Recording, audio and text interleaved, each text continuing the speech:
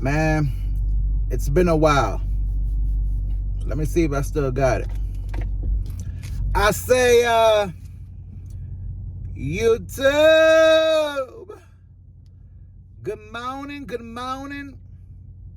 It's an early good morning. If it's your first time rocking with the boy, I be the KING SPR 33. That be me, King Spree. And you locked in with the real estate, tell me. Reporting live from Savannah, Georgia. Decatur where it's crazy. Or whatever Lloyd said. And baby, the summer's finally here. Mixtape coming. And you gonna love it. I know the quality of the video is not the best. I appreciate those rocking with the boy. We gained a couple subscribers, even though I've been on a long hiatus. Just trying to figure this thing out, man. I'm just trying to figure this thing out. So, as I'm going into the gym this early morning and then work after, it got me thinking. I was watching highlights of Victor Wembanyama, the sensation, the tall 7'5", #1 draft pick for the San Antonio Spurs, phenom. And I was looking at his game in the summer league, and I like what I saw. But this is not really why I wanted to do the video. I started thinking, like, man, financially, if I was the #1 draft pick, which in another world I was 7 foot and really good at basketball, what would I do? What would be my first steps? So I looked at the contracts, and #1 draft pick makes about $10 million a year. And make sure y'all like the video, please. Each and every like does matter. Subscribe to the channel, join the royal family. You hear me? Each #1 draft pick makes about $10 million a year, or at least now. And let's just say, hypothetically, you were getting $10 million a year from your NBA contract. You know, you got to pay taxes. You know, you got to do things on the back end, and agent fees, so on and so on. But let's just say you somehow took home $10 million a year from basketball alone, and then another $10 million a year from endorsements, which is, even after taxes, that's very doable for a guy like himself. What would I do in those first 3 years? You know, I think 3 years is about when you play under that contract, then you sign for the rookie max extension. That's when you start making the bigger money. What would I do? Now, the first thing I'm doing is, let's say I live in a place like San Antonio. The first thing I'm doing is, for me personally, first thing I'm doing is, with all that money, and I know you get it every 2 weeks, so you get to choose how you want it paid out. There were stories that Kobe used to get it all in one lump sum every year. But let's just say that I had it where I had enough money to do all the things I'm about to say. First thing I'm doing is, I'm knowing what I know now, I'm gonna go ahead and we're gonna purchase a crib. Purchase a couple cribs. I would buy a house where I live now. I mean, I would buy a house in Savannah. I would know about Savannah because my family lives there, so I would know already about Savannah, and I would do my little research on the pricing, and I would go ahead and buy more than likely 1 or 2 properties down here, probably some multi-families. I would also go ahead and buy my mom a crib. I would probably buy my siblings each a crib, and then let them go ahead and do everything that comes with that, but at least it's paid for, right, as a gift to them. Me and my girl would buy a spot, obviously. But let's say I didn't have a girl. I would look for an apartment in San Antonio. I would not get a home.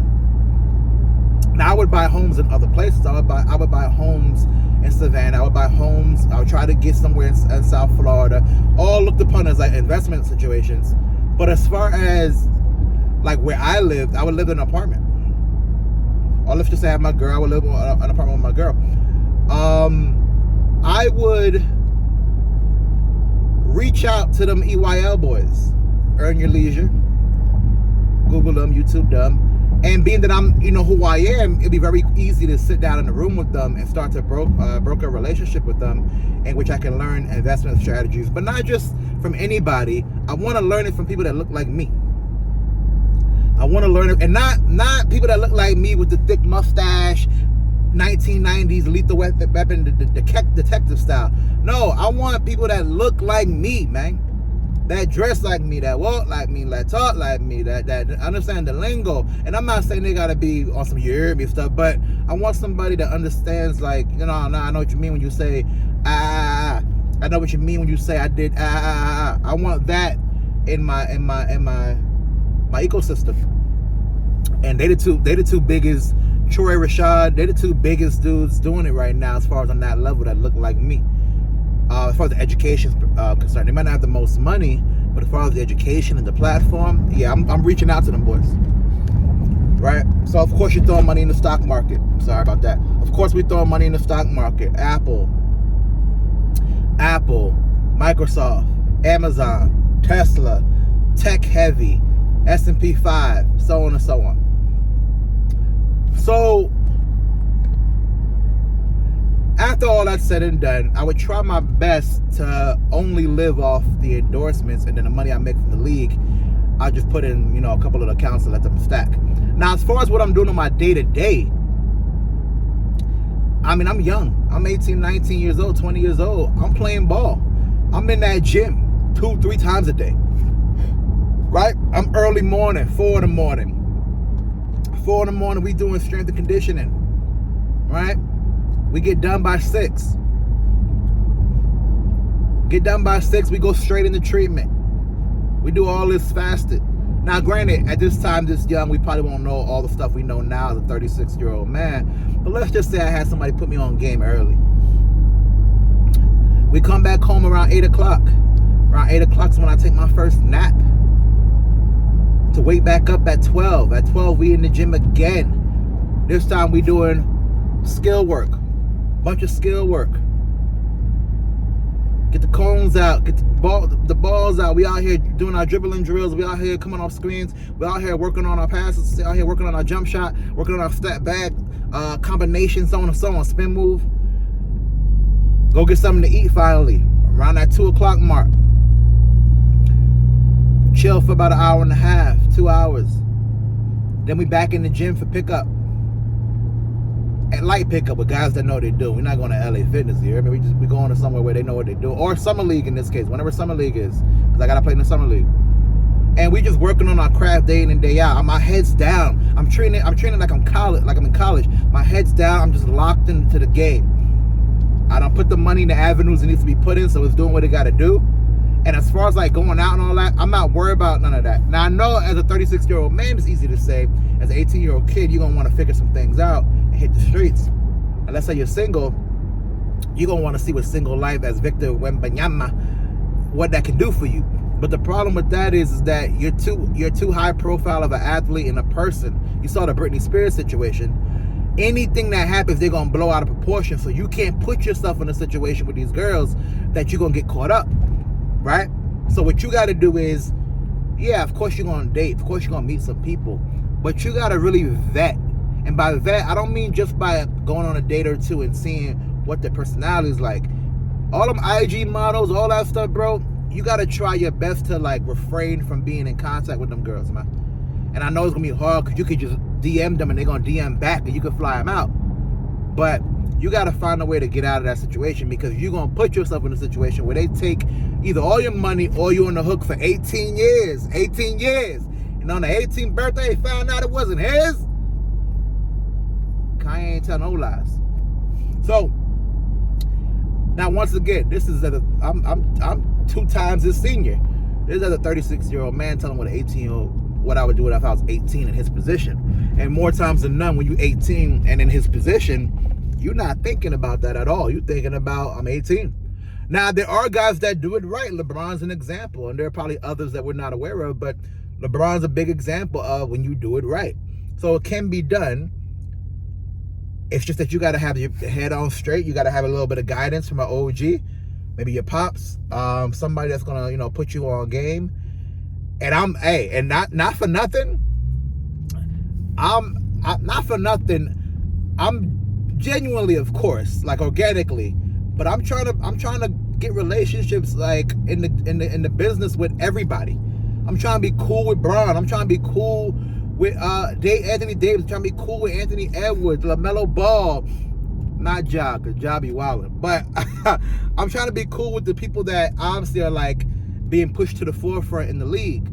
Steph, all on board. I saw a picture of a video of Scoot Henderson and Steph working out together and on a FaceTime together. Like, I'm trying to be all in the mix with them because, one, they seem to be doing it right as far as being able to navigate life off the basketball court and after basketball.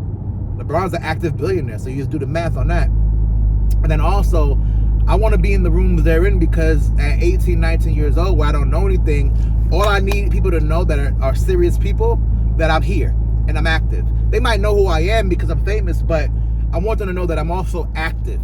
Like, I want a piece of the pie. I want to learn the game. I'm coming to you humbly, and I want to learn the game.